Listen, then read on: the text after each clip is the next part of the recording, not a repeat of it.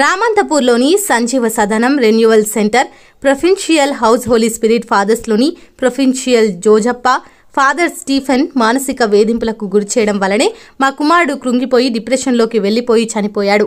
మా కుమారుడి మీద అసత్య ఆరోపణలు చేసి జనరల్కి కంప్లైంట్ చేసి పూర్తిగా విదేశాలకు వెళ్లకుండా వారు ఎక్కడకు వెళ్లమంటే అక్కడ ఉండేలా ఆంక్షలు విధించారు. దీని మీద మిగతా ఫాదర్ స్పందించి న్యాయం జరిగేలా చూడాలని వారు ఆరోపించారు. నా పేరు జూలియన్. షెవిరి నాకు కుమారుడు. ఈయనని ఫాదర్లోకి పంపించాను. ఈయన కోయలగూడలో ఉంటాడు. ఈయన పరిస్థితి బాగాలేక ఫాదర్కి ఫోన్ చేసిండు. స్వామి, నేను ఈరోజు వస్తానా, వెహికల్లోనన్నా రావచ్చు, అంబులెన్స్లోనన్నా రావచ్చు, నా పరిస్థితి బాధగా ఉందని చెప్పిండు. చెప్తే సరే అని ఈయన అన్నాడు. ఈరోజు 11 గంటలకు చెప్పిన ఆయన తెల్లారి 1 గంట వరకు నువ్వు ఎట్లా వస్తున్నావు, ఏ రకంగా వస్తున్నావు, నీ పరిస్థితి ఏంది అని ఆయన అడగలే.